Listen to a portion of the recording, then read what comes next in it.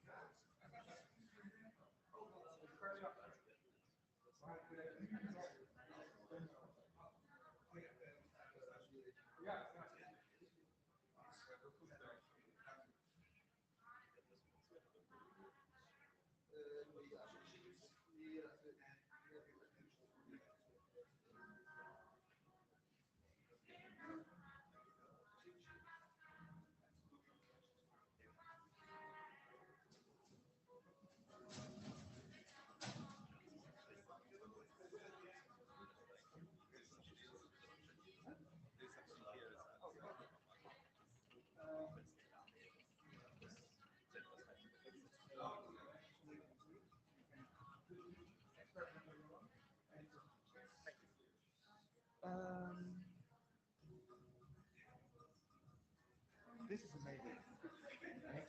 I have 26 logins and 26 people.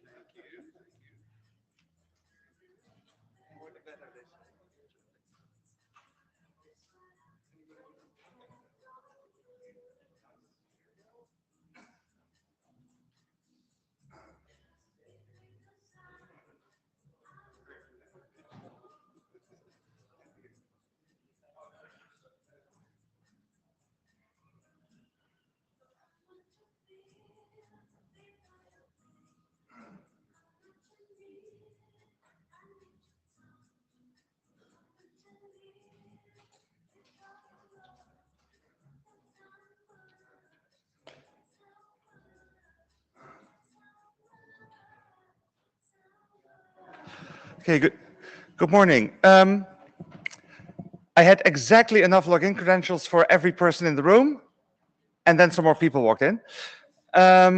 So if there are people who can work together and share one login and give one of their credentials to one of the newcomers, that would be great.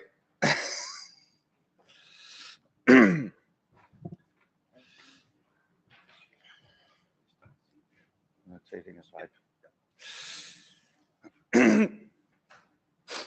Ik geef hun penning.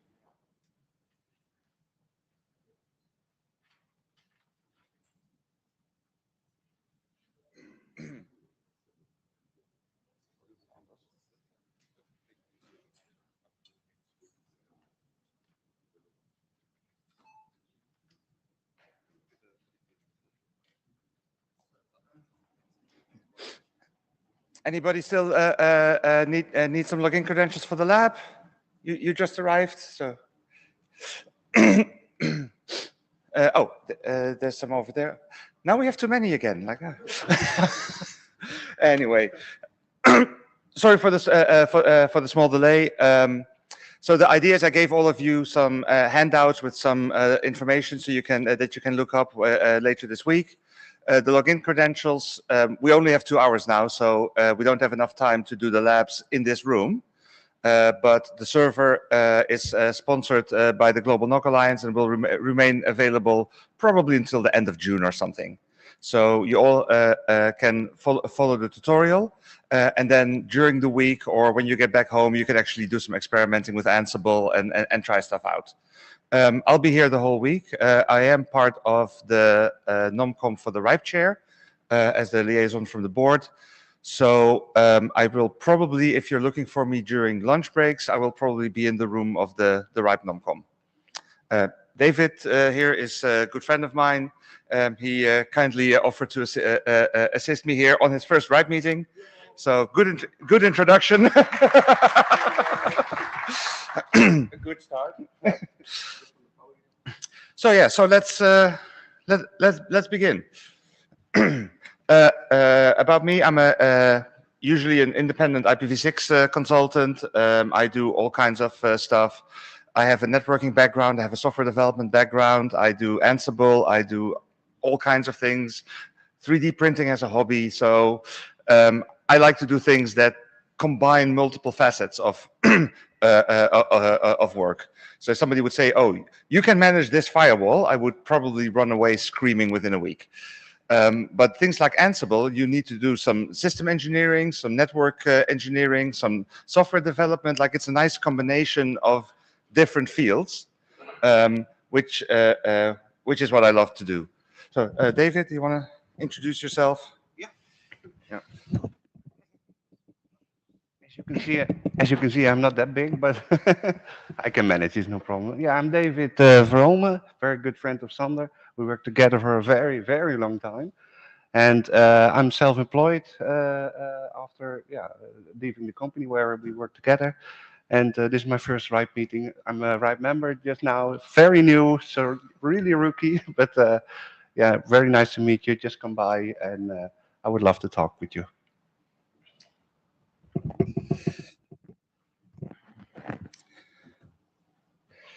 So, what we're going to do first, I'll give a quick introduction on automation. I really will spend as little time as possible on this because I just want to set a baseline, but move on to the interesting bits after that. Next. So we look at what is Ansible. Actually, this one says installing Ansible. I pre-installed it, so I should have deleted that line. But this tutorial is really about the very basics. A lot of people inherited an Ansible playbook from their predecessors, and they can tweak some things, but the most difficult thing I see is that people don't see how all the parts fit together. So this training, we will not do anything fancy. We will look at how the parts fit together, and that's it. So that's what we'll be focusing on. So we'll look at YAML syntax. We will start by making an inventory, do some little playbooks. Like, the only exercise I have is get the OS version number from the device. You know, like I said, we're not going into that part. Once you understand the context and the concepts, you can figure those things out by yourself. So what are the benefits of automation? So we all have common problems. Well, this is one of mine, but that's because I had a dog and 2 cats. Yeah, if we look at it, traditionally, lots of people logging into lots of devices, manually changing configs. It's a lot of work. You get inconsistent results because if you have a 50-step plan to install a new device, you're probably going to forget 1 or 2 steps, and you're not going to forget the same steps every time. Like, every device will end up slightly different. So with things like Ansible, you have one place where you define, okay, this is what I want to do, and then everybody can just use that, and you get good, consistent results. A good friend of mine, Ivan Pepelniak, he has a website called ipspace.net. He does lots of webinars and training in all kinds of subjects. And his slogan for Ansible is like, automate everything and make your mistakes consistent. So the other question is what to automate and what not to automate. So one step is automate everything. So if you have a greenfield deployment and you're like, oh, we don't have anything yet, you can generate the whole configuration from all your devices with Ansible, and you never probably have to touch the devices themselves. You just do everything through Ansible. Really, really nice if you can do it. I actually did it with the company we worked at together because they were running, deploying a new core network on a new platform. They used to be Cisco. The new devices were Juniper. So there was no existing infrastructure. It's like, so we're starting new with Junipers. We're now also going to automate everything and make sure we do it right from the start. But that's not what you can usually do. The other one is you can automate some daily tasks just to make your life easier. A project I did for a big data center, just made some little Ansible scripts to create some VLANs on multiple switches, set up some some VRFs, and just basic things like get a new route target number, generate the config, deploy to 3 routers. Just a task we had to do during a migration often, so I just automated that single task. And the middle ground is like actually looking at what is useful, because, like I said, it can save you work if you automate it, if you have repetitive tasks. It's really good for consistency, so which bits are really important to keep consistent, where the most errors made. There's all kinds of reasons, and this is different for everybody. But if once you are more at home with Ansible, go for the automate everything bit, but I would recommend starting with the simple things. You don't have to do everything all at once. You can just start with little simple things and grow into it.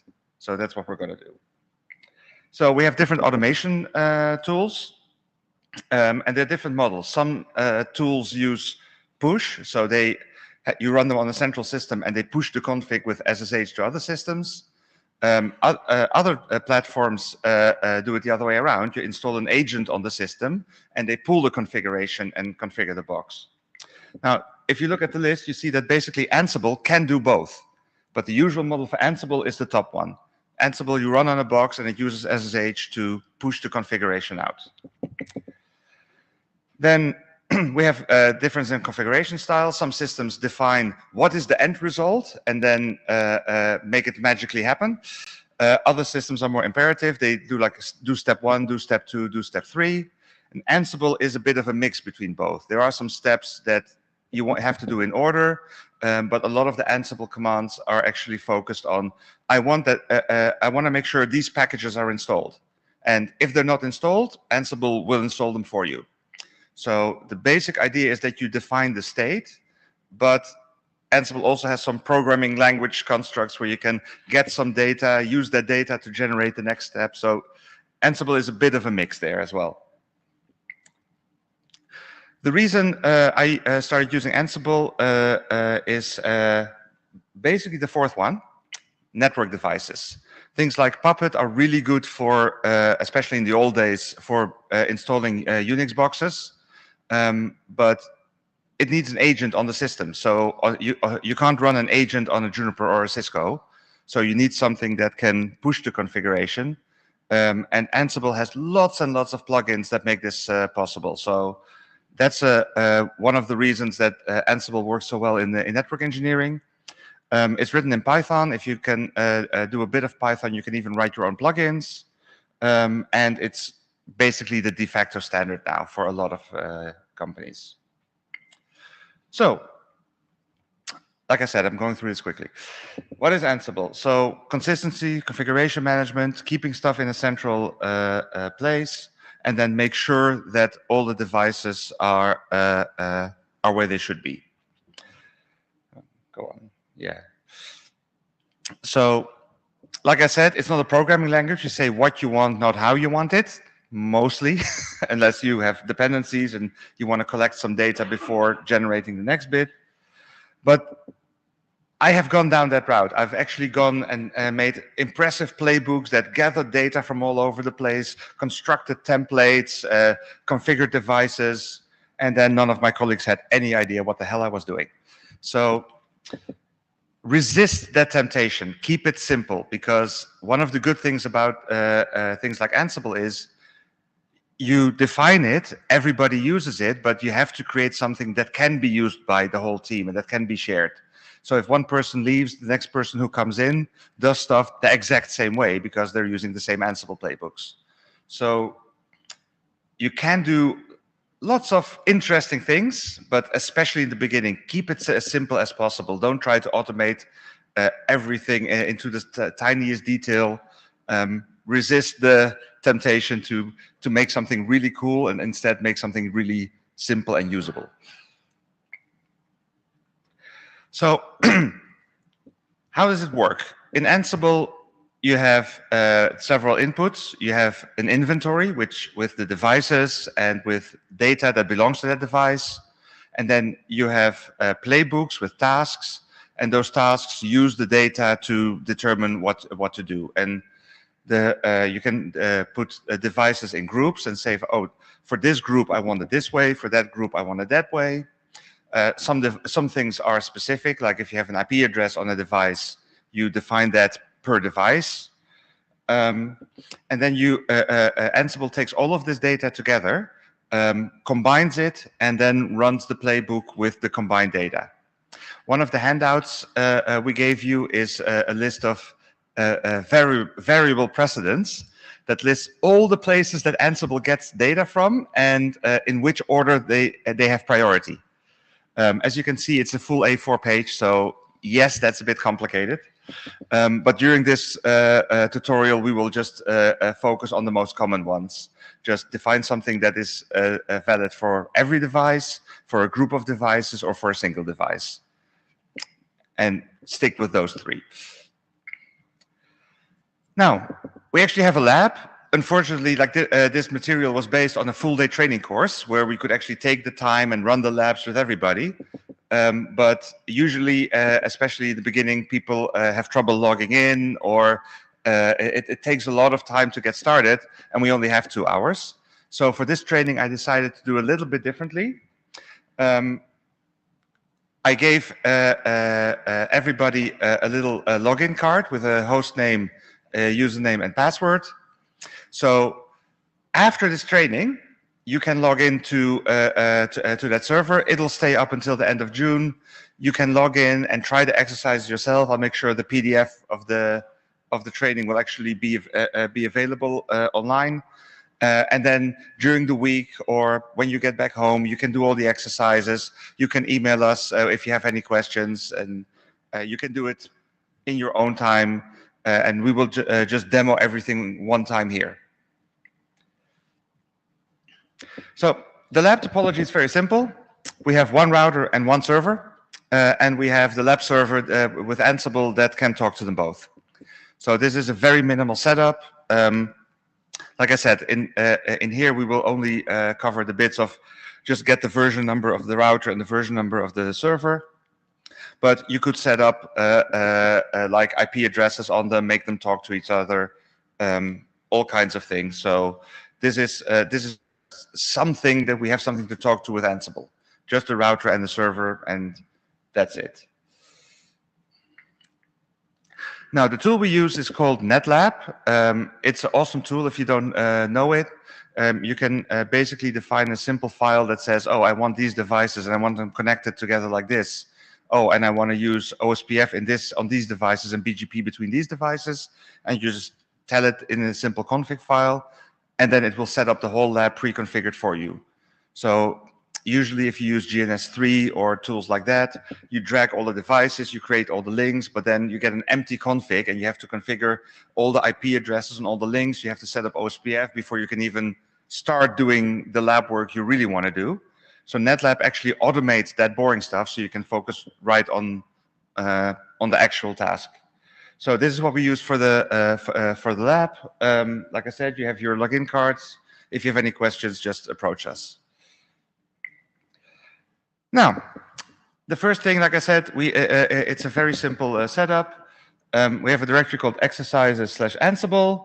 There are 3 files there. Router.j2, which is basically creating the login for the router. Server J2 is the file that is the template that creates the login for the server. And the topology is the interesting one because that describes the lab. So you can see we have node router, which runs EOS. And we have a node called server, which runs Linux, which is, I think, an Ubuntu install. And then we have a link between the router and the server. And this is our lab. This is the entire lab configuration. So, David, go ahead and fire it up.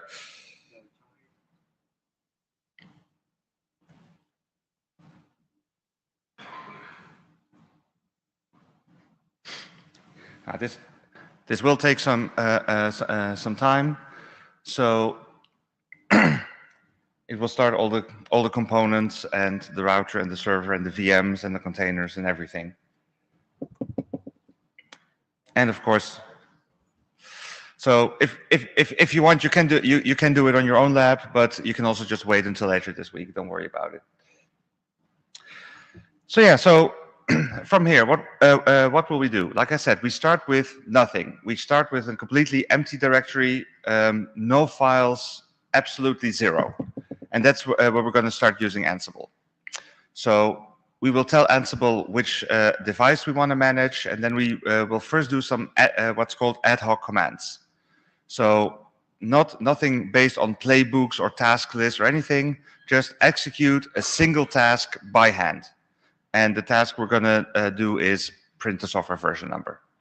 So that will be our first exercise once the lab is started.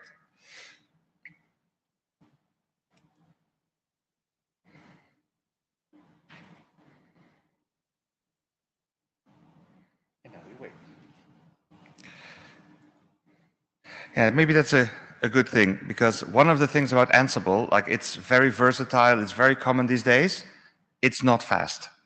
So Ansible can be quite slow. Like in this case, there will be some Ansible involved in the provisioning process as well. But a lot of people are like, oh, but if I would write a Python script, I could do this much faster. Yes, of course you could, but that's not the point of Ansible. The point of Ansible is that something that multiple people can work with, and even somebody who doesn't know your environment can read the Ansible playbooks and get started with them.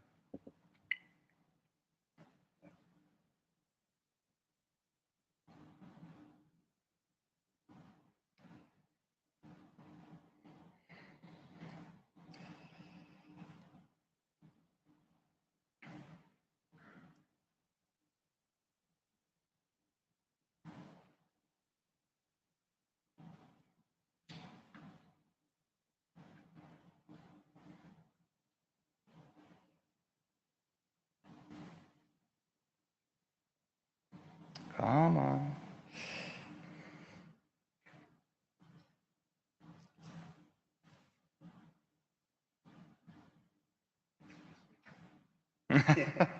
Coffee. Yeah, I have coffee.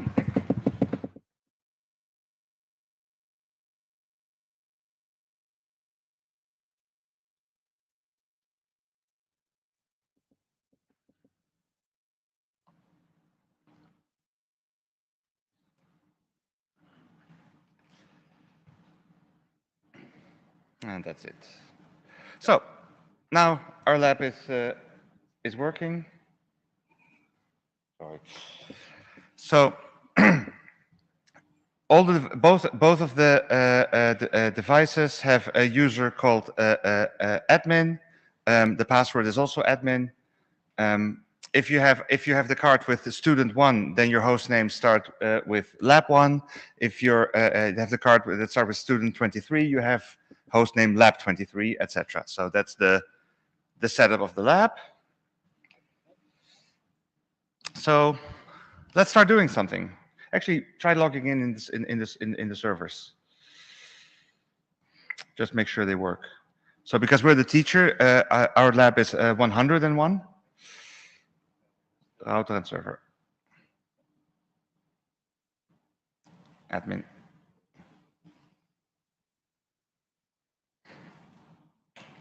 Okay, we logged into the server. Now try the same with the router.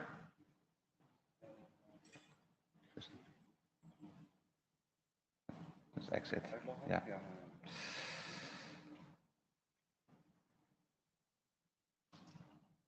Ah. Copy paste.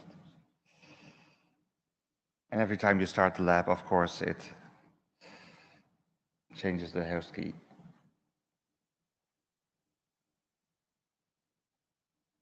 And there we are. Okay, that's working. Right, back to the slides. So, the basic components. Ansible usually uses SSH or netconf or netconf over SSH to talk to devices. On a Linux box, for example, it will actually upload a Python script and then run that Python script on the server to do whatever the task is. On a router, it will connect over SSH and just input commands on the CLI or in netconf. So the first thing it usually does is gather facts. So it connects to a device and gets some information to know what it's talking to. And then based on the tasks, it will perform the actions that you configured. The basic thing Ansible needs is an inventory. It needs to know which devices it can manage. So the inventory is just a text file with a list of host names, optionally divided in groups. Then there is a directory for host variables and group variables. So you can say we have a group all, which is valid for everything. Then every group you define in the inventory can have its own file with variables that are for that group, and every host can then have files that are specific to the host. Next to that, it will, like I said, it will gather the facts, so it will connect to the device and gather some information. And all of this combined is the set of data that you can use in your templates to write your Ansible playbooks. When you start writing the playbooks, you work with modules. A module is basically a task that you can run. It can be make sure this package is installed, make sure this file doesn't exist anymore, make sure there's a directory called this with these permissions and these owners. All these things are implemented in modules, and Ansible has thousands of them. So, like I said, that part we just can't cover. We don't have the time. But if you can imagine anything like, oh, I'm using Zabbix to monitor something, and I want to make sure there's a host configuration in there, Ansible can do it. If you're talking to a VMware cluster and you want to say, oh, I want to make sure there's a VM with this name and these specifications, Ansible can do it. It's extremely versatile in that, and that's because there are thousands of modules that can do little things all by themselves. Now, these modules are used in tasks, and then you can organize them in roles to group a set of tasks together in a role. So you could say like, oh, I have a basic set of things that I want for all my Linux servers. Well, you create a role basic Linux server. But then you say, oh, we're running a DNS server. So we are running Unbound. So we have a special task that says this is an Unbound server that you also add to a host. And then basically you can say, okay, this host is both a basic Linux server and an Unbound server. And then Ansible will make sure that both of those configuration profiles are applied to that device. So that's a bit how you organize things. And yes, I'm using Unbound on purpose. So a play is basically where you connect the hosts together with the roles that they have. So in the inventory, you have hosts and groups. Then you define roles with all the different profiles. And then in the play, you say these groups or these hosts belong with these roles. And as you can see, it already gets a bit complicated like this. So we'll show you, don't worry. But that's the basic structure of how Ansible works. Now then a bit for the advanced things, you can use tags. So you can say, oh, I tag certain tasks with a label. And then you can say, oh, I only want to execute those tasks now. Don't run the full playbook, only run the ones with that label. There are filters to filter data. There are lookups to do DNS queries inside your Ansible scripts. And there are tests where you can say only perform this action if the previous action was successful, or things like this. So for a second, I'll stop talking.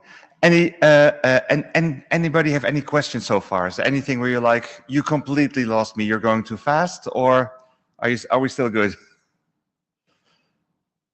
I see a thumbs up. Okay, then we will continue.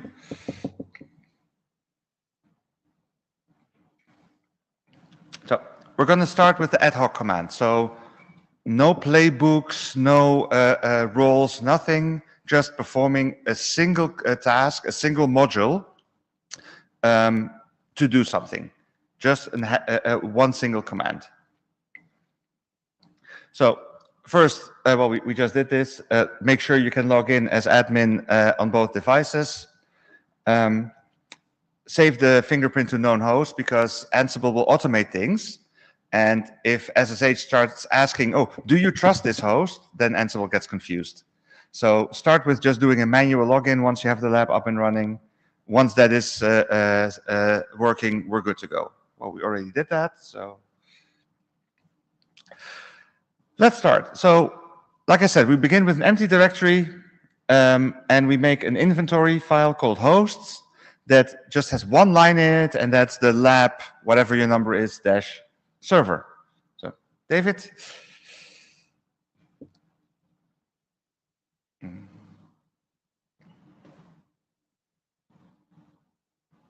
Nee, gewoon Ansible.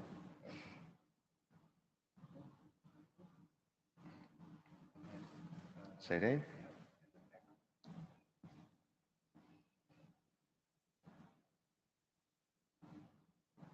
One-on-one. Yep. Server. To hosts. Oh, we now have an inventory. It has one device in it. So let's try this. So we say we run Ansible. We run, the inventory file is called hosts. The module we use is command. That's just a CLI command. The argument is we're going to run the command lsb release -d, and we're going to specify which server we want to run it on.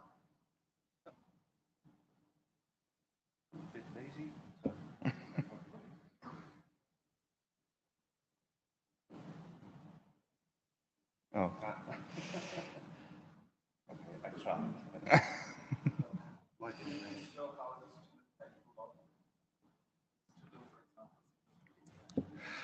So, sorry, what was the question? It's on the little access card you got. Yeah.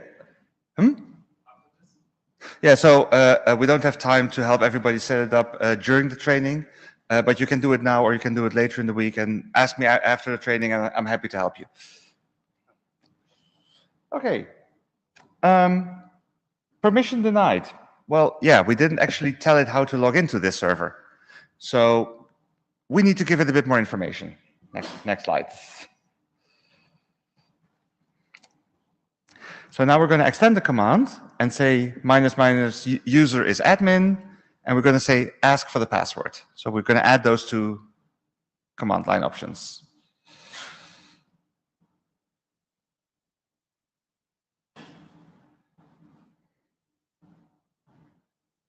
Admin.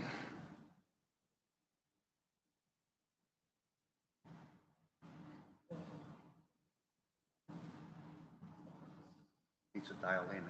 Oh, yes. Okay. So one of the things Ansible these days complains about is that, oh, I discovered the Python interpreter, but I'm not sure if it's the right one. So that's why you get this purple warning. We'll get rid of that in a bit. But at the bottom, you can see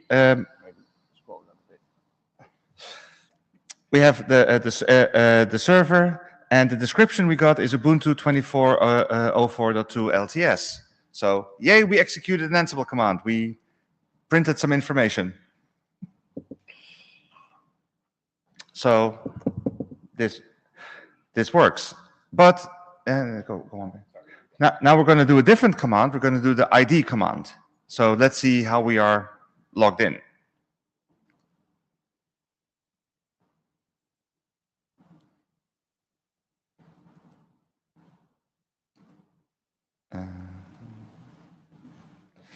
Oh, I have to input the password again.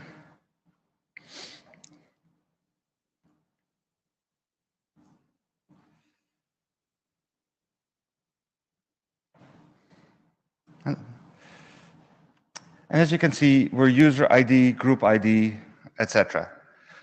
Now, a lot of things that we want to do on a server, especially if we're provisioning it, we probably need some more permissions than a simple user. We need to be root. So let's see how we can do that. So now we add the option that says become, which means become root, and also ask the become password, the pseudo password in this case.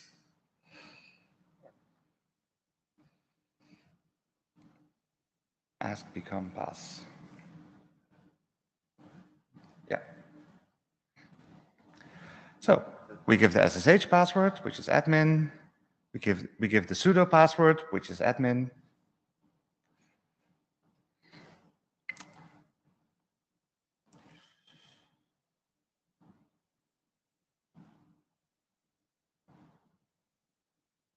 And now you can see now our command is running as root. So these are the basic things. We're running a command, a module on a server. We make sure it can log in. We can make sure it can get root access.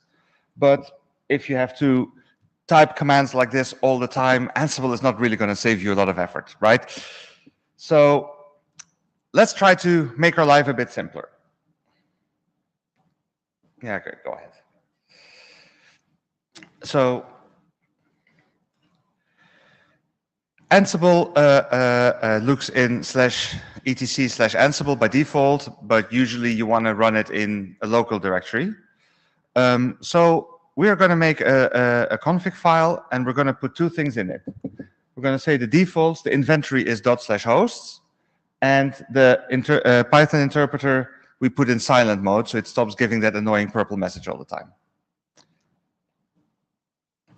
So, Ansible CFG. We are already in the... Yep, you're in the right directory.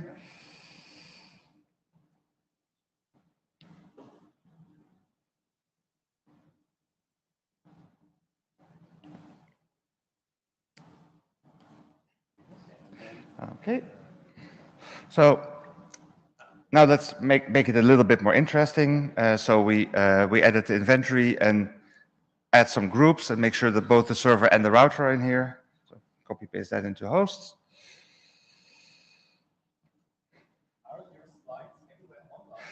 Not yet. Yeah, you're just jealous that you can't copy paste now, right? No, I'm sorry. They're not in the system. Yeah.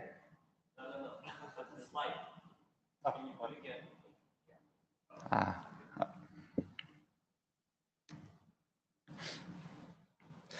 Yeah, I did upload the slides to the presentation system, but for some reason they're not linked on the website yet. So,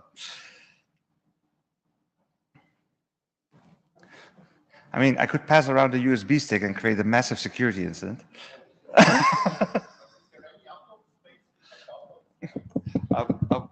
Um,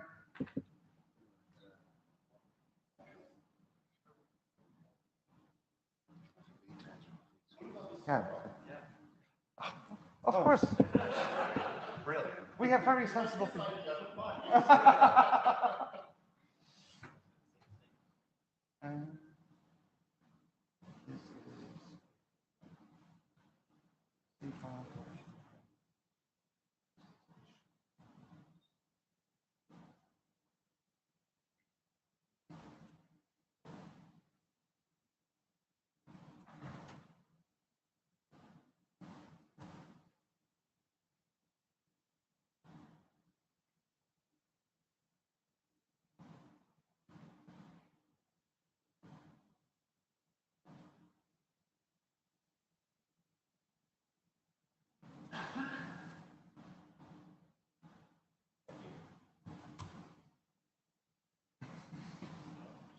So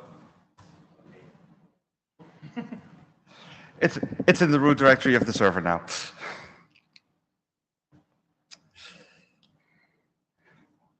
I love it when I have sensible people in the room.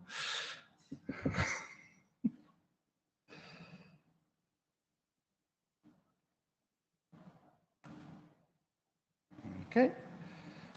So now we have a very simple Ansible configuration with a very simple inventory, a little bit more advanced than the previous one. So, yep.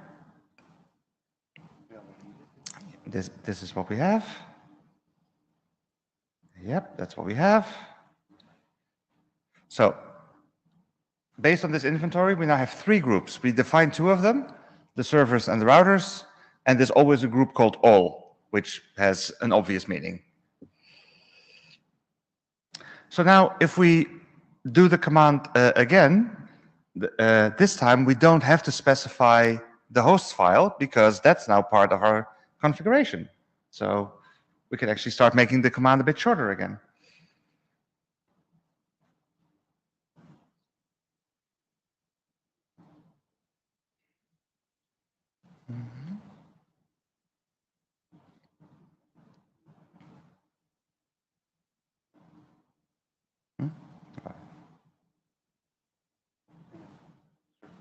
Yeah, and you can remove the inventory.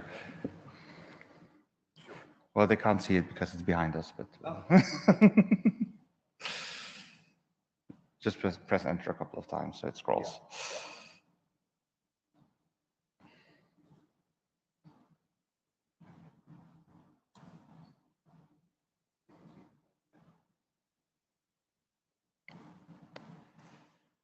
That's above me. Yay, now it works. So we already simplified the command a bit by just making a configuration. So we use the group servers, and we use the configuration that says inventory is the host, and don't show us that annoying purple Python warning. So this is working. What's next? So now we're, this, by the way, is not recommended because don't put passwords in plain text in your config files, but we're going to be lazy for now, so we're going to do it anyway. We'll get back to this at the end.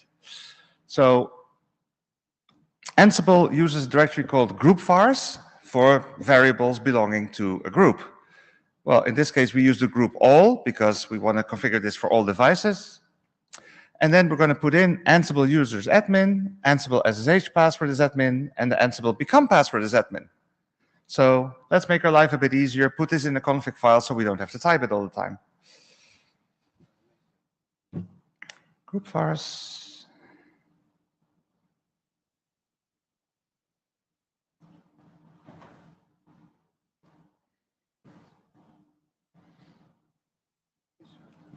Yep. Now, go up on directory.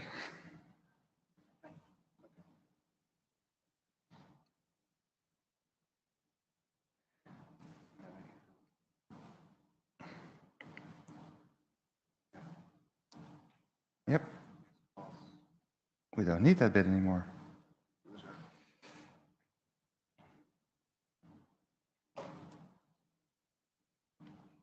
So now actually the commands are becoming usable. We just say Ansible, perform a command. The command is called ID and perform it on all servers, which in this case is one server. And it works. So now we're getting somewhere. Now we actually have a basis that we can start building on. So let's go back to the slides. Yep, check everything. We did that. Oh, this example actually uses the module name setup. This is an interesting one. The setup module is the one that Ansible automatically runs when you run playbooks to gather all the facts about a server. So if we run this one, we can actually see what Ansible automatically provides us in data without even doing anything. So go ahead to do that one. So we don't need the args anymore. And the module name is setup.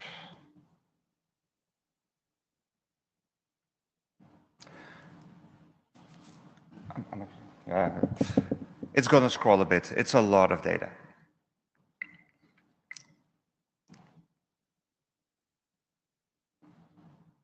There we are. So this is the output of the task. And if you scroll up a bit, you can see it's a virtualization running KVM. You can see how much memory the system has. You can see network interfaces. There's a lot of things like the SSH keys that you can get from this. So this is all stuff that Ansible gathers by default when we start running playbooks. So in here are usually things like which virtualization platform are we running on? If we're running on QEMU, we probably want to install the guest that belongs to it. If we're running on VMware, we will want to run a different guest application. If we're running on Ubuntu 24 dot something, maybe we want to install a different version of a package. So all of the basic things that you usually use in automation are all in here. And like I said, this is a lot. So just giving you an idea, like even all the network interface accelerations that are possible, like everything that you can think of is in here.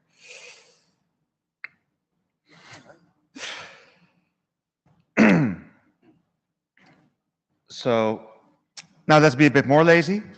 Instead of typing minus module name, just shorten it to -m. So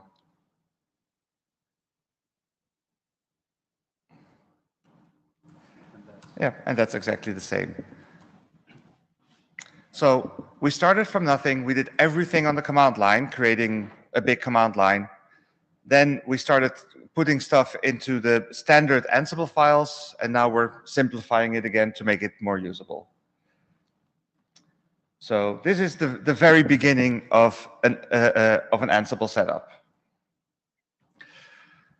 So what do you think? Any, any feedback? All with me?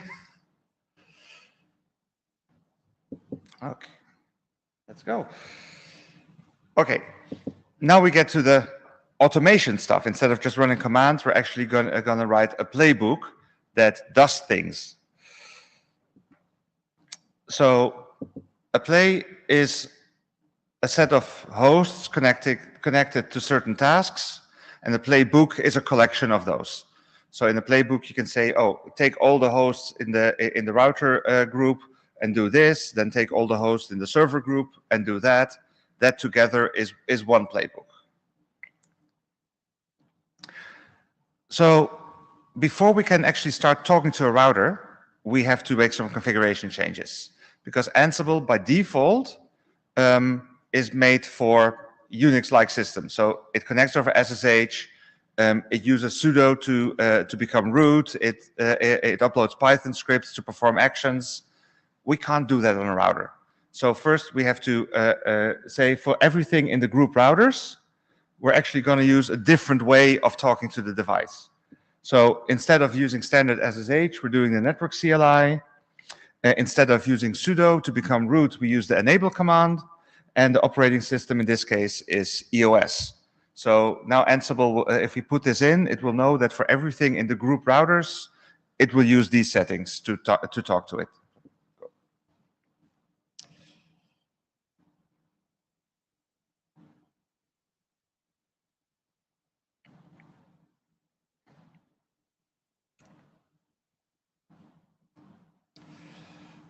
Okay.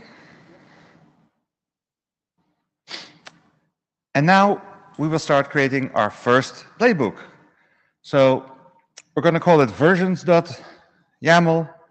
We can say the hosts in the servers group. We're going to run this task. We're going to run the debug command. Debug command will just print some output. And the message we're going to print is ansiblefacts.lsb.release. Now, if we go back to the setup command we ran before, you will see that this is actually in the whole set of data. This is one of the data items that Ansible provides by default. And then for the host in the group routers, we're going to do a different debug task, which prints the Ansible net version, which is where for network devices, the OS version is stored.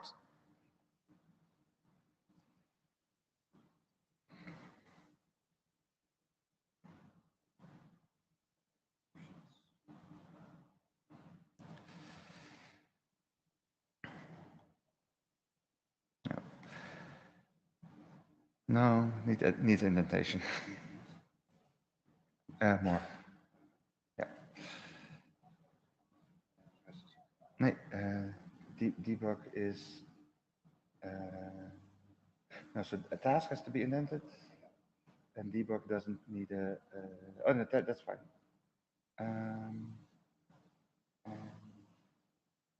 Task also needs to be indented here. Yeah. And that one also. And that one also. Okay, I think now we have the same that we had in the sheet. Can we check? Hosts, tasks. Yeah. Yeah. Now, as you can see, I actually did it in two different ways. The top one, I said debug colon, and then I put the parameters behind it, saying message equals the message. For the second debug task, I actually put the message on a separate line. Both of them are valid in the way Ansible works. I prefer the second syntax, putting the parameters to the command on separate lines, but both are possible. So just want to show you what the different ways you could do it. And now we can run it. Well, what does the slide say?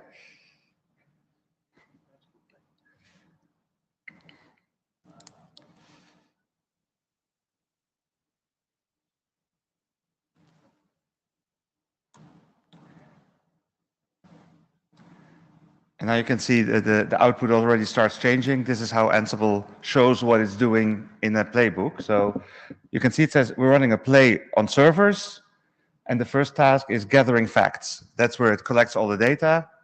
And then the debug command prints out the OS version, which in this case is 2404. And then it does the same for the routers. It gathers the facts, and then it prints out the OS version that the router is running. So the data gathering is done automatically by Ansible. The task we had is printing out one of the items it gathered. You had a question? Yes, gathering facts is the setup module. So that's exactly right. Thank you. So of course, this is the very, very basic how you start with Ansible. You create a little inventory. You define some group variables, for example, the login credentials or the OS that it's using, so it knows how to connect to it. And then you start running tasks on it. Now, of course, printing the version number is not the most exciting task in the world. But I actually used something like this for an ISP at some point, where they had a whole bunch of servers, and they were like, oh, we actually don't know which server is running which operating system. Well, make a task, run it. Here's a list, have fun. So this, even though this is the most basic of tasks, it's actually something that I've used in production.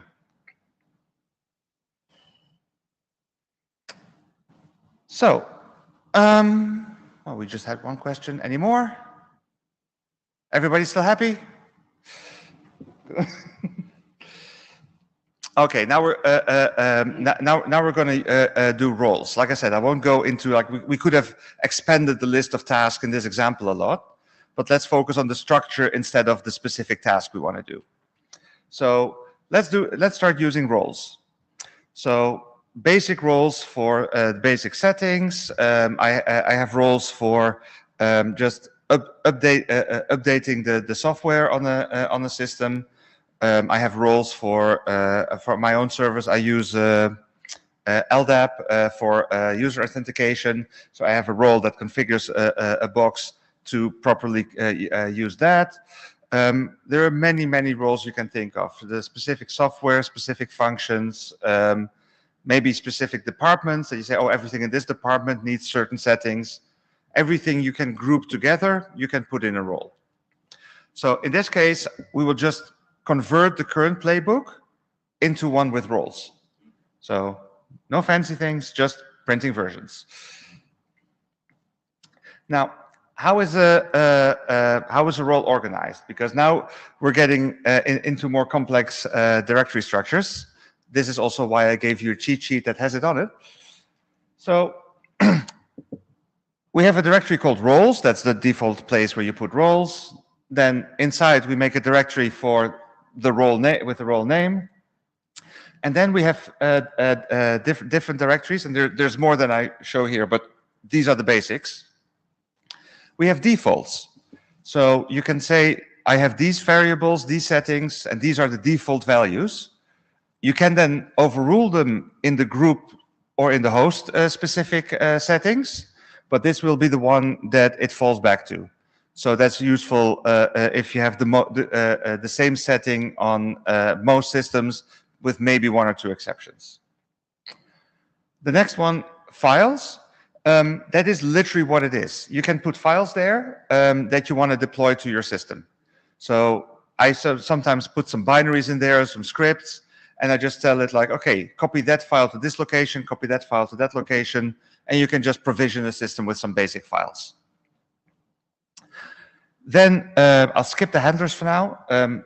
The tasks is where we put the actual actions, like do this, do this, do this. Now, in the task, sometimes, for example, you changed your unbound config. Well, unbound doesn't know about it until you actually send it a signal to reload its config file. So what you can do is, under the task, you can say notify restart unbound, and then you can create a handler that says, if unbound needs to be restarted, perform this command. So what Ansible does is it does all the tasks, and when it's done with all the tasks, it looks like, oh, which notifications do I have? Oh, Unbound needs to be restarted. And then it performs the handler to make sure that the new configuration is loaded.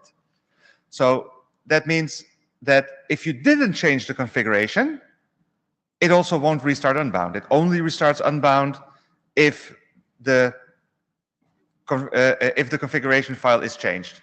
So that's how you do very basic dependencies and restart processes and stuff like that. And then the most interesting one that you will probably use all the time is templates. Templates are the files where you can write a config file with, does anybody of you know the template language Jinja 2 or worked with Django in Python?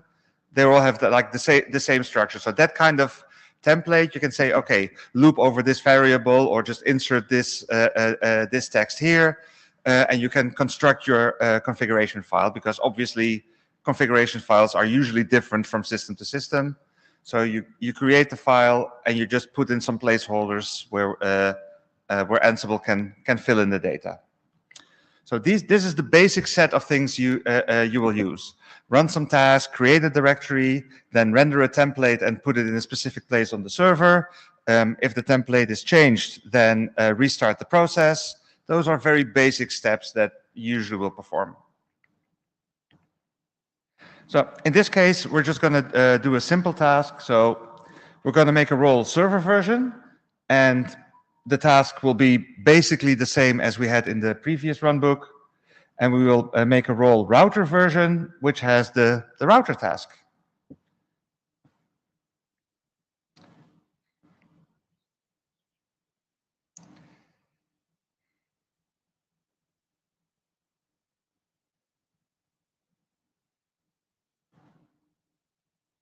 Yeah.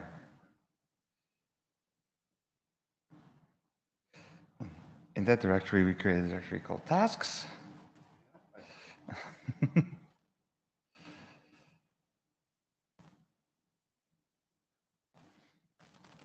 And then we have a main.yaml with the stuff you just copy pasted.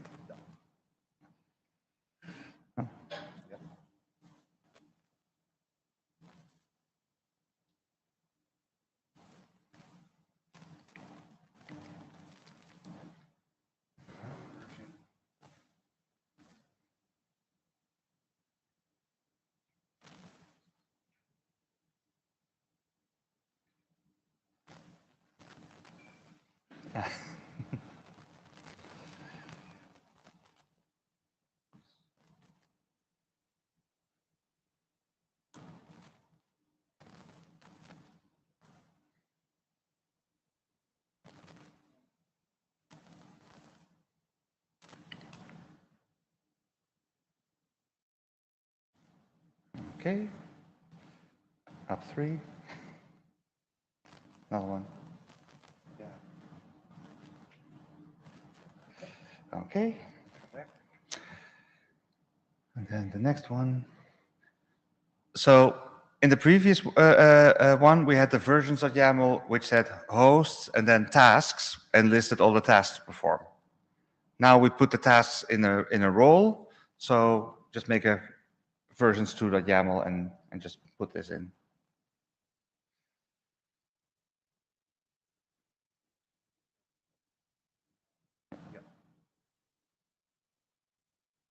Maak maar versions 2, dat is allebei.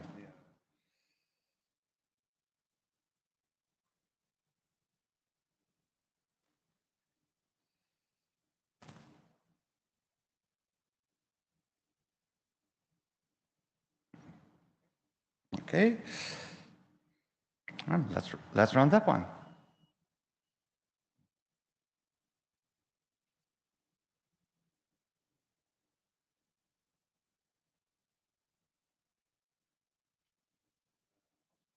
Yep.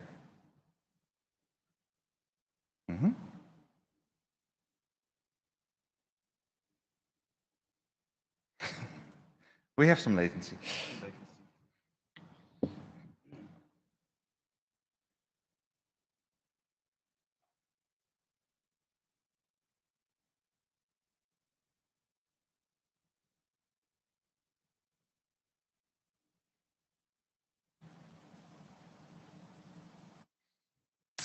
And basically we have the same result, but in a more organized way, especially if we get bigger and bigger playbooks.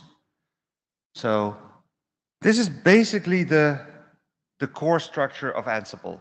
So you have an inventory, you have some roles with some tasks, you have some variables that in this case it gathered automatically, and then you perform some actions based on that. So let me see what. We're actually going faster than I thought we would, so we have plenty of time. Now, like I said in the beginning, you usually don't want to put sensitive data in plain text in your files. Like, I mean, in this case, it's no secret that the username and password are admin, but in reality, that's probably going to be a bit more sensitive.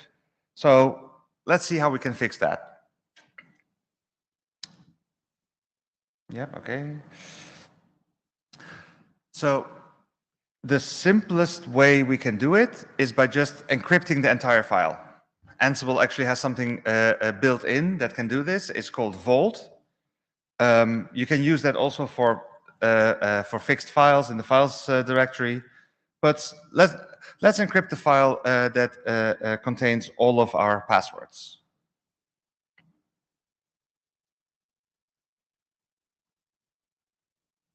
Okay. Let's use password admin. Nobody knows that.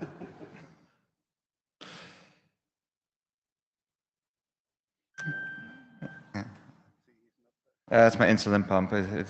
It'll be fine. So, can you show the file? So, this is now our YAML file, which is completely unreadable and encrypted with our very secret password. So, if you actually want to change something, you will have to use the Ansible Vault edit command.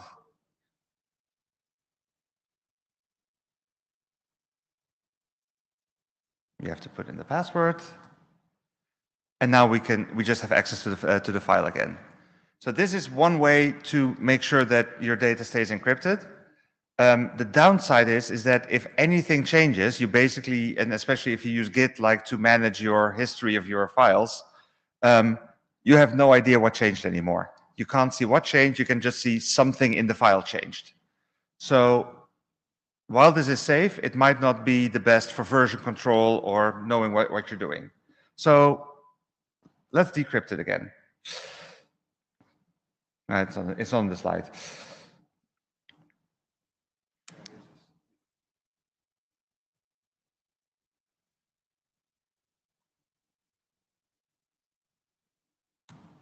Yep, and now we have the original back. So if you go to this, yes, perfect. If you go back to the slide, next one. It's also possible to just encrypt a single string that you can put in your YAML file. So in this case, let's encrypt the word admin for our password. Yeah, Ansible Vault encrypt string admin.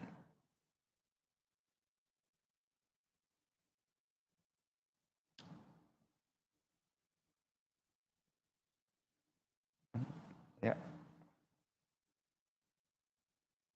Not the group vars.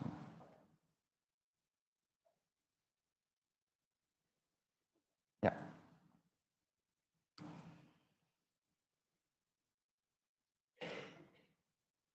And underscore.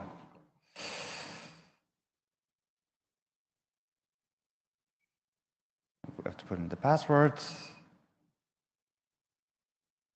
And now it gives us a bit of text we can actually copy paste. So if you copy paste this, starting with the exclamation Vault bit, and then, yeah. And now we edit the group vars all.yaml. This VI.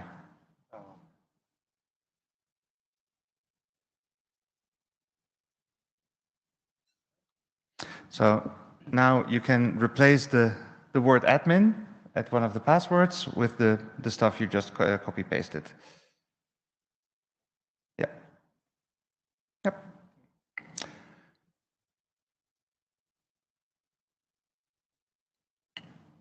The username is fine. You don't need to encrypt the username. So this is the other way you can do it. And this way you can actually see all the variables you have defined, because it's not just a blob of hexadecimal anymore.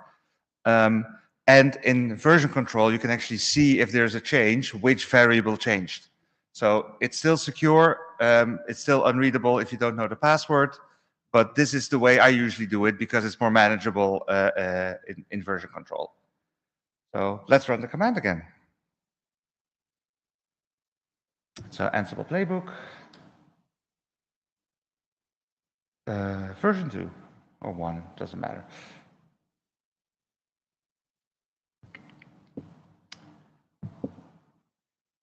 Attempting to decrypt, but no vault secrets found. Okay, now we actually need to tell it the password so it can decrypt the data. So add the option ask vault pass.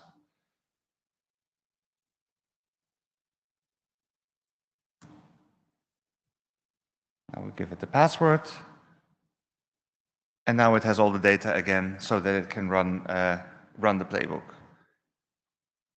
Now, at this point, we're already very close to a basic setup of what you would use in production. We securely stored the passwords. We have different roles for different devices. We have a playbook that connects them together. So this is basically the starting point where you start automating things. So this is this is the basic context that I wanted to give you. This is the set where you start. Let's see what my next slide was, because I forgot. Well, we did that. Oh, if you put in the ansible.config ask vault pass is true, it will just ask for the password without you having to give the command line option every time. So let's add that. Deadline.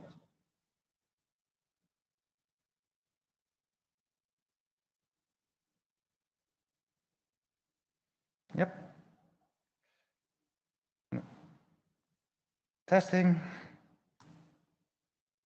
And there it is.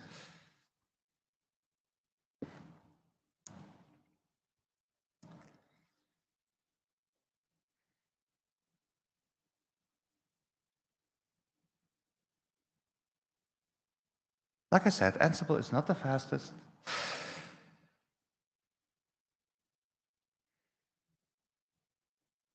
And there we are. Let me steal your keyboard.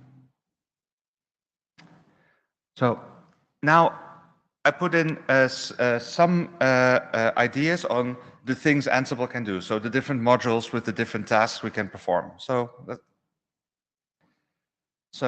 like I said, there is lots and lots of functionality here.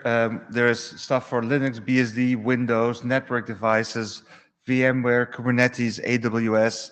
If you can think of it, there's probably an Ansible module that can automate things for you. I made a very small selection of things that I think are useful to get started with. Like I said, there's thousands of modules, but these are the ones I think you should pay attention to. Assert, very simple one. You can just have a task that says assert that this variable is set to this, or that it's like matches a certain pattern or regular expression, stuff like that. This is something I put in a bunch of playbooks. When I write a playbook that is written for, or a role actually, I put it in a role that is written specifically for Ubuntu 24.04. I put an assert at the beginning that checks, take the facts we gathered at the beginning with the setup module, check that the OS version is Ubuntu 24.04, otherwise abort.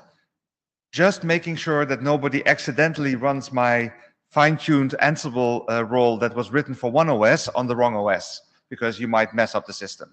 So that's something you can put in as a safeguard to make sure you don't accidentally run something on the wrong system. Well, the debug module we already used. It's very easy for printing out some information so you can see the data you're working with. Fail aborts the playbook.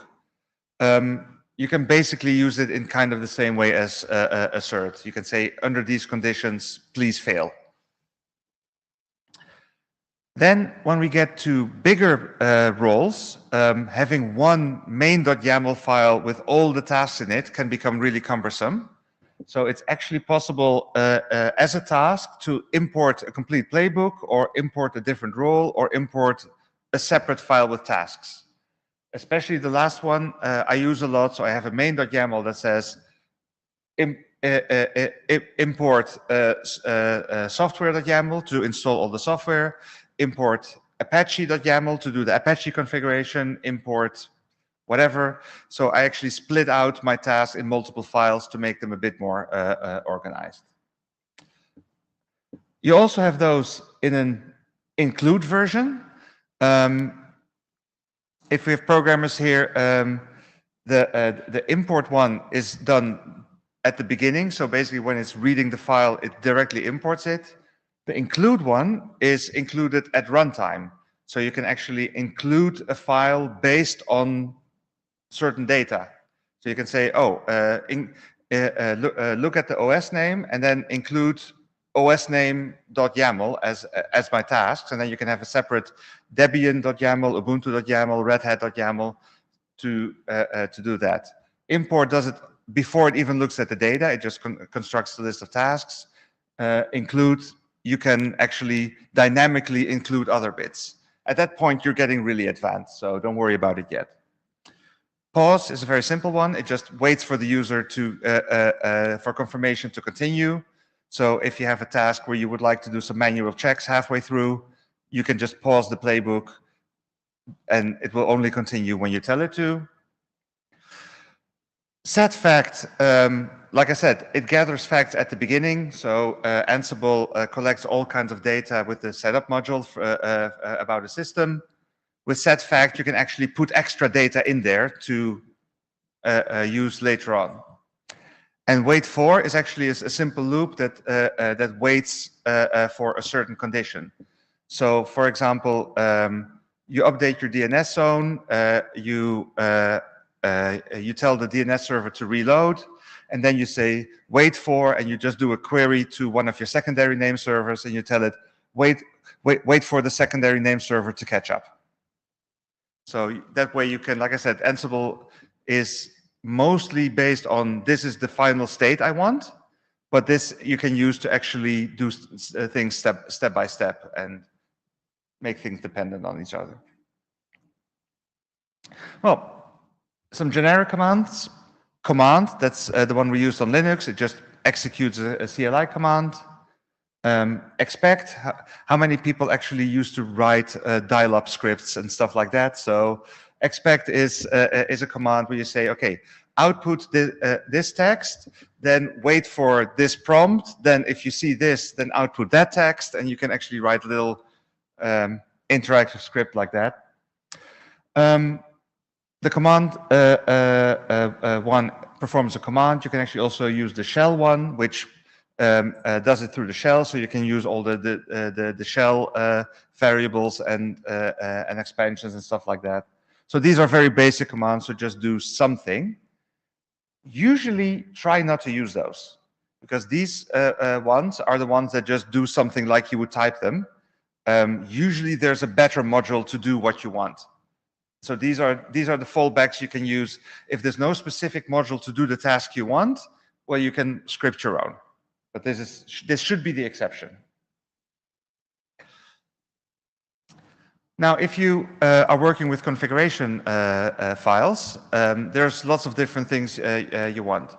Archive, unarchive, zip, unzip. Block in file that actually creates a beginning and end marker and generates the bit in between in the file. So you can say, oh, add a block to the file with these lines. And so you can replace sections of your config file. Line in file is a very, very common one. So you can basically say, oh, make sure this line appears in this file. So if you want to, and you can actually do some matching there. So you can say, for example, oh, if I want my SSHconf, I want to make sure that password authentication is off. You can say, okay, look for the line that begins with password authentication, and then make sure that it says no. So it will actually look for that line in the file. If it finds it and it doesn't say no, it will replace that line with the one that does say no. So that way you can just, in config files, very easily just set a single a line. Fetch, you can fetch URLs. File, you can do things with files. For example, set permissions, set ownership, or say, this file should be a directory, and then it will create that directory for you if you want to. Ini file, if your file is not a plain text file but structured as ini file, you can say, oh, make sure this option is set in this section. You can actually run patch for the programmers here. There's a replace command, there's a stat command where you can gather information on a file, like what was the last modified date, temp files, XML files, but the one that's really interesting is template. That one is, like I said, the one where you can define a template and actually dynamically generate a file that is then pushed to the server where you want to install it. If we have time, we can do some examples there. Now, networking. Ansible has a lot of networking plugins for Arista, Aruba, different types of Cisco's, Cumulus, Dell switches, load balancers, A10, F5, Fortinets, Huawei's, Junipers, MikroTiks, Ubiquiti, you name it, there's probably a module for it. So, and all these modules are like, some of them are like update the firmware, replace a part of the config file. The downside is it's not standardized. So every platform has different modules. There's no module that says, this is the config that is the same for all the networking vendors. Every vendor has their own way of doing things, just like in real life. There's lots of OS packages, so things to install software, well, basically all of these are software installers, I think, yeah. So basically if you use apt or DNF or RPM or the port system, packages, Flatpaks, macOS Homebrew, whatever your system is, if you want to install a package, Ansible has a module for it. Source control as well. So in some cases, I actually need to install something from a Git repository. So I can actually tell Ansible, okay, make sure that this repository is checked out there at this revision or with this tag or this branch or whatever. And Ansible will just make sure that that's the case. So if it doesn't exist yet, it will do a full checkout. If the branch got updated, it will update the branch. So those things, no problem at all as well. Other system stuff, managing partitions, managing file systems, configuring cron jobs, managing your authorized keys for different users, setting the host name, configuring DNS. All of these, again, there's a module for everything. Go ahead. So that was the end of the scripted part of the presentation, and we have half an hour left. So any requests? Is there anything you say like, hey, can you show us how to write a template or how to install a package or how to make the router crash? Anything. Or does everybody just want to go and grab coffee? That's also fine.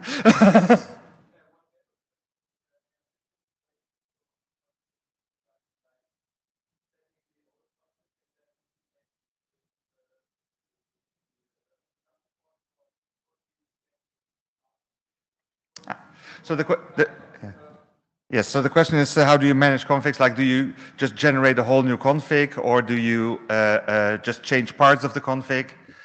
And like I said, the downside there is that's vendor dependent. So I love automating stuff with Juniper because you can actually just tell it to change some things in the config file. But you can also just say, here's a new config, and the Juniper OS is smart enough to realize like, oh, these bits didn't change. So I don't need to do anything there. And the OS can actually do the diff and apply the new settings, which is brilliant. You know, you just give it a new config. And when I said I did the greenfield deployment at our previous employer, that's what I did. I was like, this is the config. This also annoyed a couple of network engineers. They're like, yeah, but now if I manually make a change, then you will override it all the time. I was like, yes, this is a feature. Stop making manual changes. So, but yeah, so for a Juniper that works. But if you have a classic iOS device, if you would say remove the config and put in a new config, the moment you remove the config, the device is basically dead because you just removed the config because it doesn't have this commit stage where it only applies the changes. So if you're working with a old-fashioned Cisco, you have to be really careful and you have to do the commands in the right order. If you're working with a Juniper, you can just push it a new config and say, figure it out. So it really depends on what the vendor of the device does. Ansible does not provide any standardization there. That's something you have to really figure out for every single device. I'm sorry. Well, if we have some time left, I think the most important bits are the ones, like I said, the line in file and the template. So let's do an example with that. I'll do the typing. Yeah.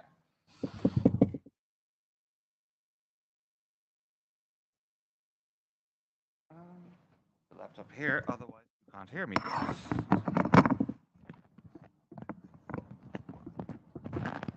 That should work. Yeah. So let's make a new role called example.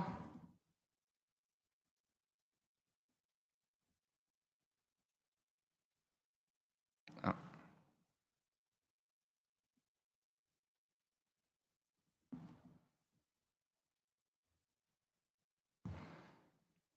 Oh, make there. What am I doing?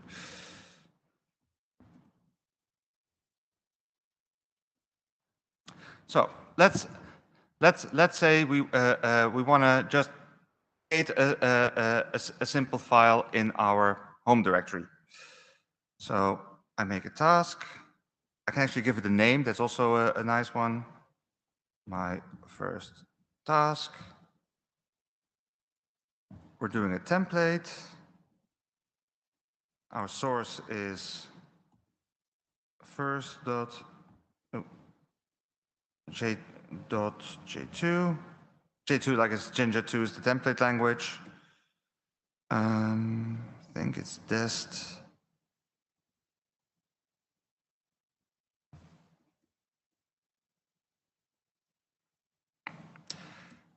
Now,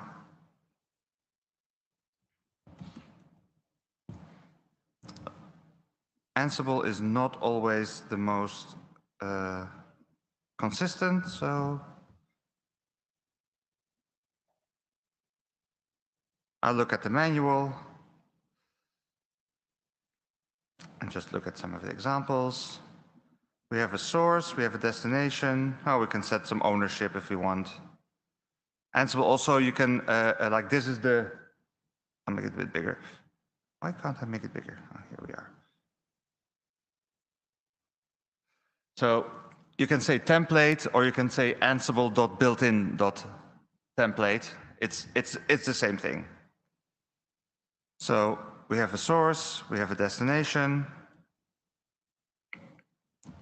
Now I make templates with first.j2. This is a template.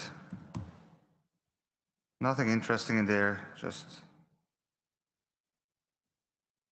I'll actually just open a new panel.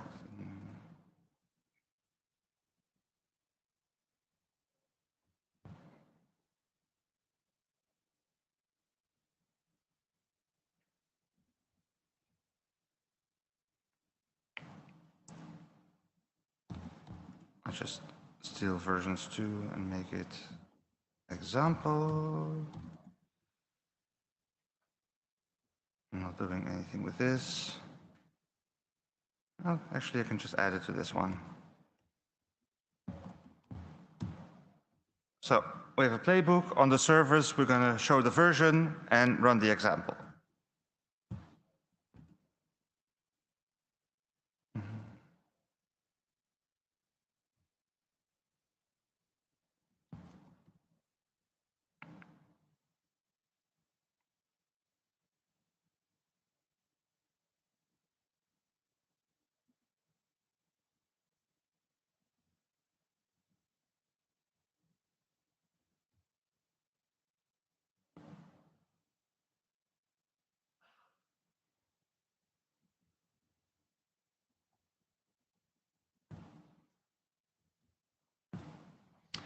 Now, here, scroll up a bit. Here you can see it ran the my first task and it said changed. So something changed. So on the left, I'm logging into the server and you can see there's now a file called first.txt, which contains the content we just put in the template. So this is a way you can deploy a template to a server. Of course, it's a bit of a boring template because it doesn't actually contain anything interesting. So let's run the Ansible setup command against the servers. Let's take some data that's in there.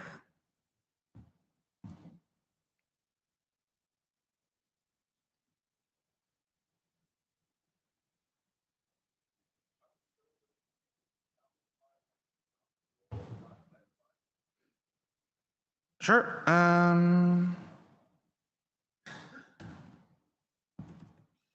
So which one do you mean? So we have the playbook, which is this one, which says this host is connected to these roles, and then inside the role we have the tasks that say the name is my first task, template source file is this, destination file is that.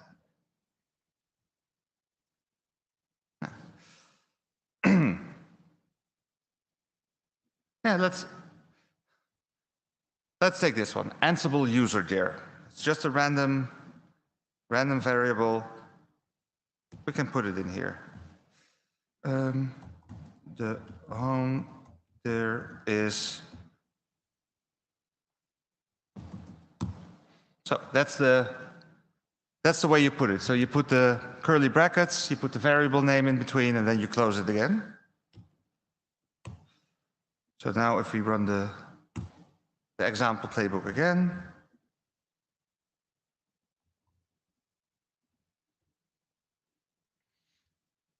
oh, password. Yeah, you can wait for ages if you don't put in the password.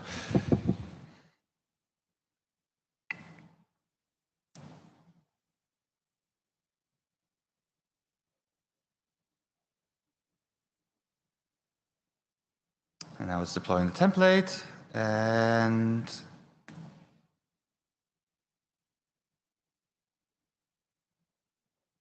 come on, you can do it. There we are.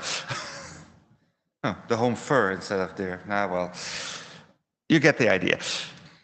So again, as you can see, it said here on the right, it said changed, this line. So what if we actually run this playbook again?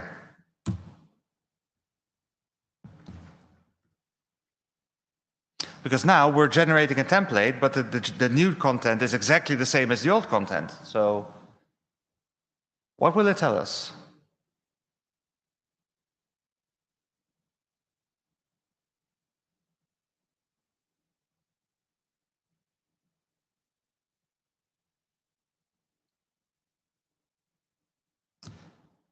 And now you can see the line is green. It just says OK.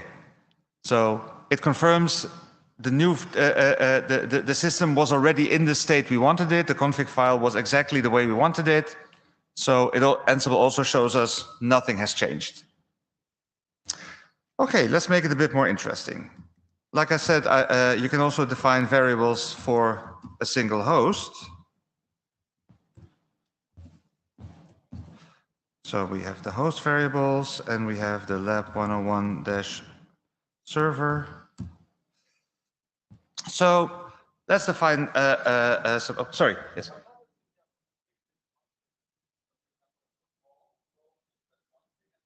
Ah, very good one. So what happens if you have conflict? So if the defaults don't match what is in all, what is in the group, what is in the host. So the more specific one wins. So it starts with the defaults, then the all group overrides those defaults, then the groups that the system is a member of override that, and then the host vars override that. So it's always the most specific one, the last one, that overrules the more broader ones.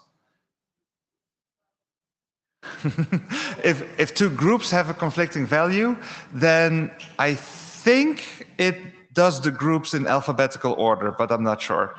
But the moment you get into that situation, your data model is probably wrong. So at that point, you probably should think about whether your grouping makes sense. So I must say, in practice, I usually don't run into that because I have a group for like the tenant. I have a group for the function of the system, but usually they don't have a conflicting configuration. But yeah, no, you're right. It can definitely happen, and I think it does it in alphabetical order. So let's make some variables. Thing will be 42, and we have more things. We're going to make a list, and we're going to say it's 1, 1, 2, 3, 5, 8. You know where this is going, right? And then we have something, let's make it a bit more interesting. We have Sander, and my last name is Stefan, and then we have a variable called age, and I am still 48 at the moment. So these are some variables we now defined for our server. Just random stuff, nothing really important. Now we can start using this in our template. So we can say for this server, the thing is thing. More things are for something in more things and for, and we say we want to, for example,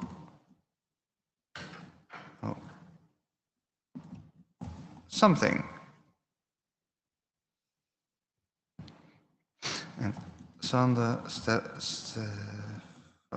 is sander.stefan.age years old.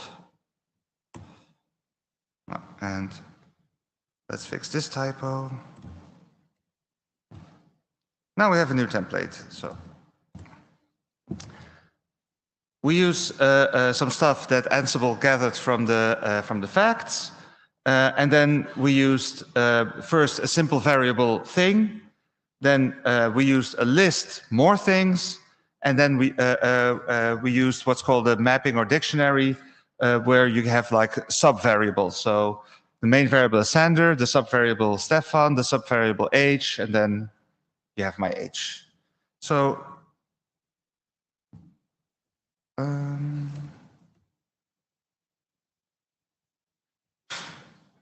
let's run it again.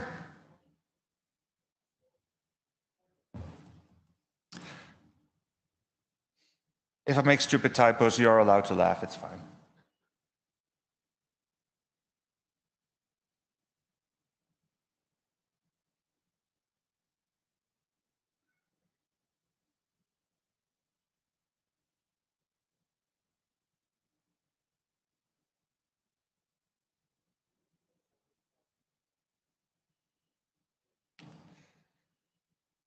And there we are. So you can see it used all the data we defined in the host variables and put them in the template. So these are different ways you can generate config files and like I said, the list of things could have been a list of public SSH keys that I wanted to put in my authorized keys file. It can be all kinds of things, but this is the structure how you can write templates and do things. You want to ask a question? No. And any more requests? Like oh, there you are. Sorry, you're to the right field.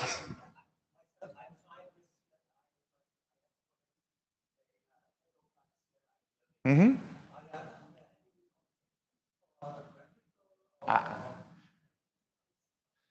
Good question. So the question is, are there, for those who are not happy with CLIs, more graphical interfaces? So the Ansible company at some point was bought by Red Hat, and Ansible had like a commercial product called Ansible Tower. And Ansible Tower is the platform where you have like a web interface where you can actually make nice fill-out forms where people can put in the data and then run a task. When Red Hat bought the company, they actually made it open source. So the product is called AWX. Ansible AWX.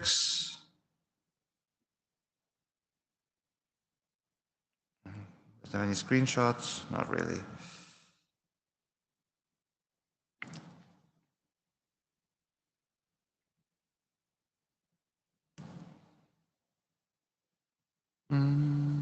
That's contributors guide, developers. Just want a manual. Well, like I said, it's also called Ansible Tower in the commercial version. So if we look at that manual, it's basically going to be the same.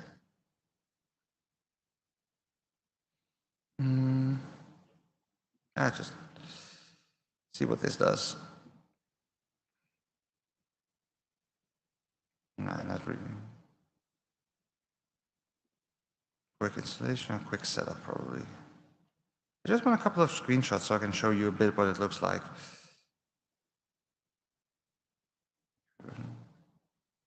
Setting. So yeah, so this is basically like the tower thing. You can do a project, which is usually when you put your Ansible files in like a Git repository, the project is linking to the Git repository. So you say, take this Git repository, and that's my project. And then within the project, you can say, okay, this is the URL where it comes from. Update the Git the checkout every time I run the task, so you always have the latest version. You can put in some timeouts. But then the really interesting thing,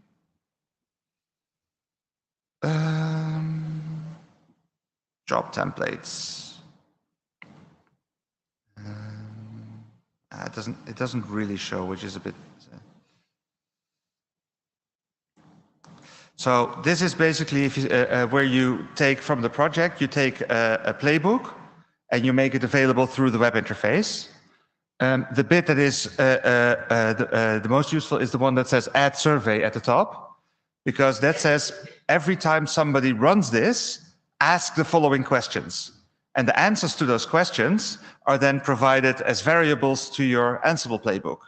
So you could ask like, okay, what version of application X do you want to install? And somebody types 42 and then clicks on run, and then the Ansible playbook will run and it will take the data from the user and install the right version on the server.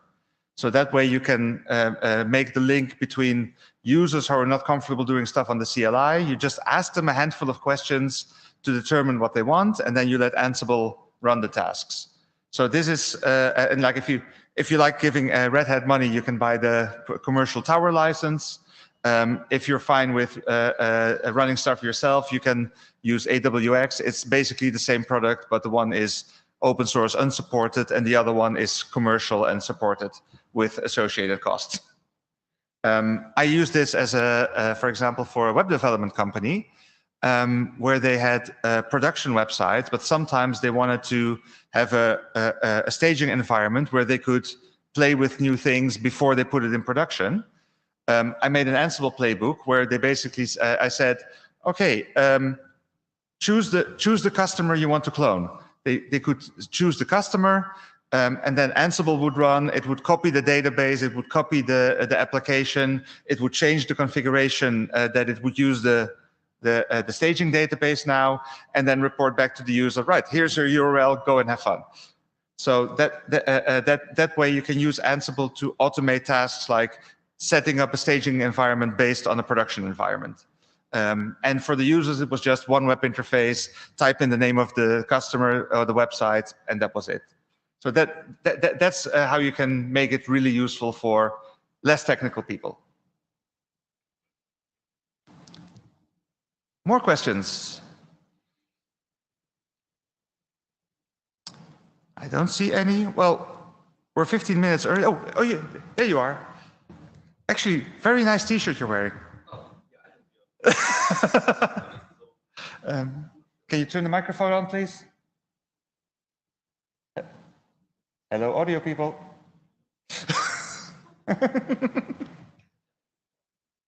Not yet? No, it's not on yet. Sorry. But I'll repeat it. Don't worry. Core version was like they have diverged from the core version and the Ansible version. So in most of the time, what happens is people, without reading the changelogs, actually update Ansible and break production systems. So I think like it would be really great if you could actually bring some concepts of the Ansible core versions, Ansibles, and everything in the tutorial that would actually make maybe some of our lives easier. Thank you. That's a really good suggestion. So yes, basically the Ansible project is split in two parts. You have Ansible, which is the package that includes all of the plugins and stuff, and you have Ansible Core, which is like the core of the Ansible system. What happens is that Ansible updates are not necessarily always backwards compatible.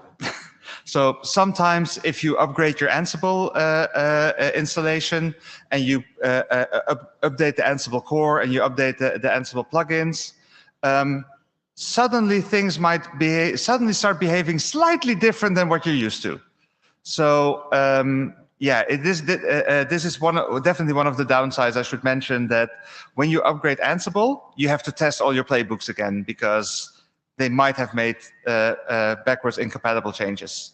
And they can be really subtle. Like at some point, I just had a loop that ran slightly differently, which just messed up things because I assumed it would run in one way, but then when I upgraded Ansible, it did it in a slightly different way, and it broke things.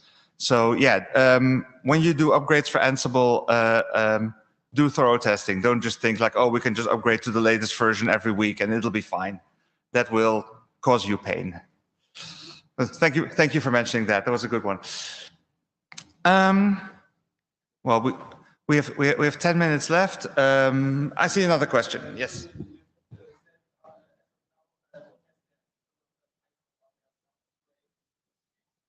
I'm sorry, I can't hear you. Can you come? Oh, are there tools to test Ansible playbooks? Not really. No, it's at least I don't know of any.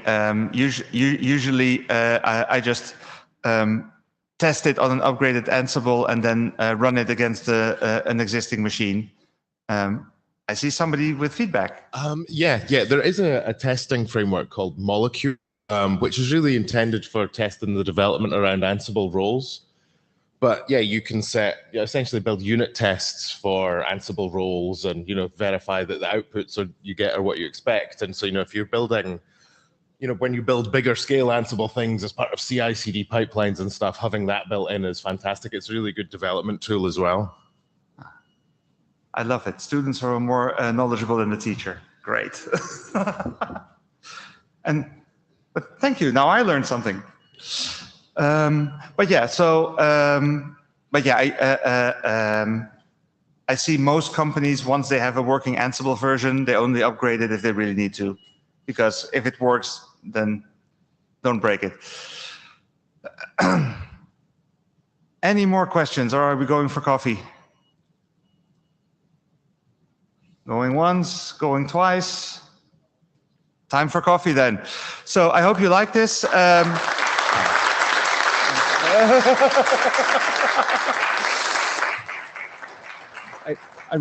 really try to focus on the basics, not the advanced stuff. So I hope this helps you feel more confident in now going forward and learning the advanced stuff. But I hope I at least gave you some framework context to work with. And I'll be here all week. If you have any questions, feel free to come to me, send me an email, whatever. I'm happy to help. Thank you.